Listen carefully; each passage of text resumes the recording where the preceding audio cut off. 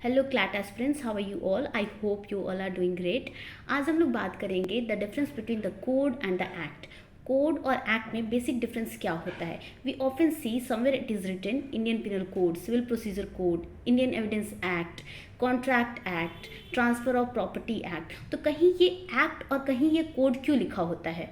इन दोनों में basic difference क्या है? क्या इनके फॉर्मेशन में कोई डिफरेंस है? तो जी नहीं, इनके फॉर्मेशन में कोई डिफरेंस नहीं है। Basic difference is the code include multifarious things under one umbrella. There is a gamut of things in code. Code includes gamut of things, various subject matter से डील करता है। जैसे कि अगर हम लोग एक एग्जांपल ले सीपीसी का, तो सीपीसी में भी वेरियस सब्जेक्ट मैटर से डील किया गया है, मेंटेनेंस से, एग्जीक्यूशन से, वेरियस सब्जेक्ट मैटर से।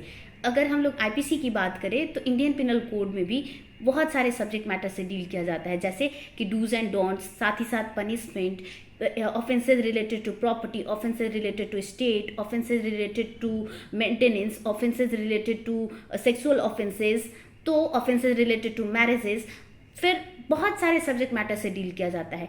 लेकिन वही बात करें एक्ट की, तो act deals with the specific subject matter.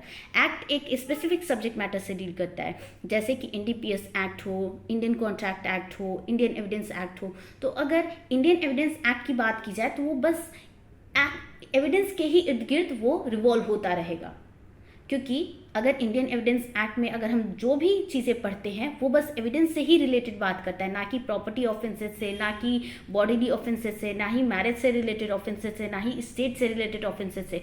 वो बस बात करेगा वो एविडेंस से रिगार्डिंग। लेकिन अगर हम लोग कोड की बात करें तो कोड वेरियस सब्जेक्ट मैटर से डील करता है, जैसे कि वो स्टेट से रिलेटेड ऑफेंसेस, प्रॉपर्टी से रिलेटेड ऑफेंसेस, मैरिज से रिलेटेड ऑफेंसेस, बॉडी से रिलेटेड ऑफेंसेस। तो ये वेरियस सब्जेक्ट मैटर से डील करता है। यही बेसिक डिफरेंस है एक्ट और कोड में। आई होप कि आपको ये टॉपिक समझ में आ गया होगा और आप आगे से गलती नहीं करेंगे, एक्ट और कोड में मिसलीड नहीं होंगे कि एक्ट क्या होता है और कोड क्या होता है। Thank you.